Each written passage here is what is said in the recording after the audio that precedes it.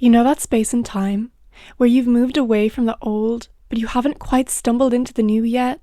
That place of frustration, that place where you feel doubtful, where you're fearful, where you're terrified to take the next step because you don't quite know what the next step is? That's the liminal space. And so many of us go through it, and it can be so frustrating, but also so invigorating.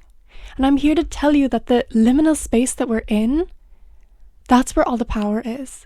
That's where all the growth is. And this is such an exciting time, even if you don't feel like it is. This liminal space has a purpose. It's there for a reason. It's not just there to frustrate you. The purpose is to allow for your becoming. This is where the transition happens. This is where your identity shifts. This is where you become the new version of yourself that you need to be in order to be able to handle the next steps.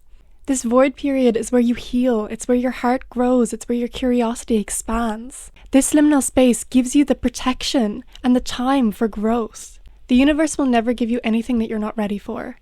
But it's within this space that's where you become ready. And divine timing is such a real thing in the universe.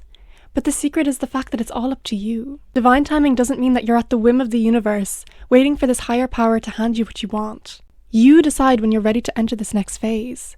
But you have to be in alignment mentally, physically, emotionally, spiritually, consciously, subconsciously. You have to place yourself into alignment. So I want to give you 3 steps to help you move through this liminal space and to create the most growth and abundance in your life coming out of it. And what I really want to focus on is you actually physically doing the steps, not just intellectualizing them. Because there's a difference between understanding something at a really deep level and actually embodying it in your physical reality. And it's only through that embodiment, that's how you turn knowledge into wisdom. That's how you create this power in your life. The biggest shifts in my life have only ever come from action after awareness. So the first step is the most obvious step, but it's just awareness and accepting where you are, accepting that you're in this liminal space, accepting this void stage that you're in. Notice that nothing seems to be changing in the external world, but everything is changing on the internal. And that's the bit that counts, because that will eventually seed itself and grow and take root and bloom into these beautiful flowers in the external. We as humans love certainty, and it's so tempting to try and jump away from this discomfort that we're feeling in this void stage as fast as possible.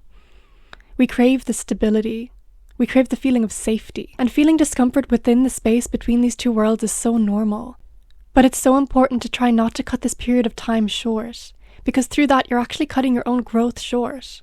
This is the period where everything takes root. This is the period of time where you're this tiny little seed that's been planted in the dark and your roots are just starting to sprout.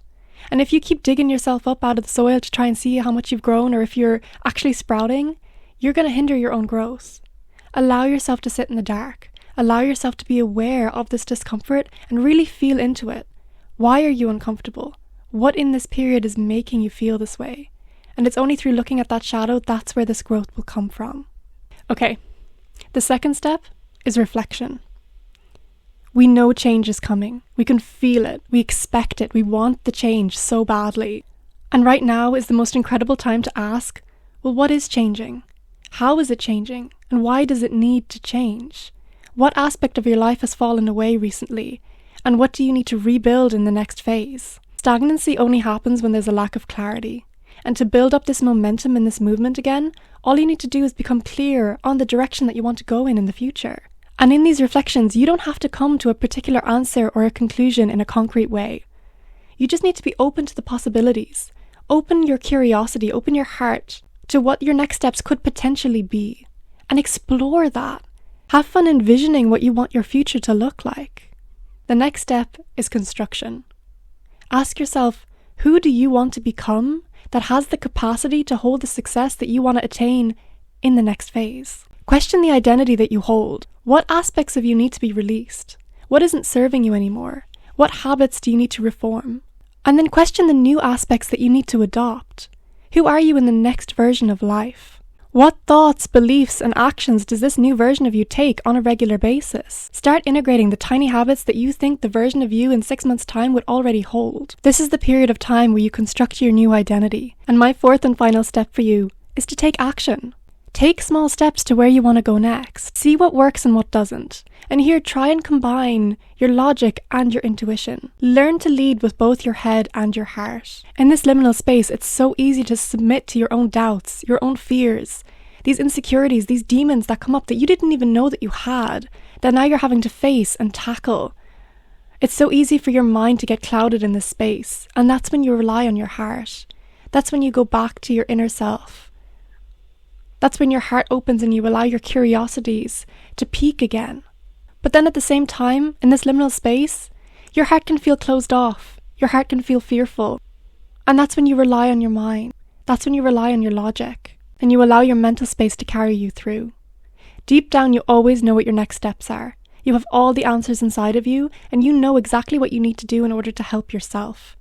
All you need to do is get quiet, sit with yourself, have a conversation with yourself, form a relationship with yourself.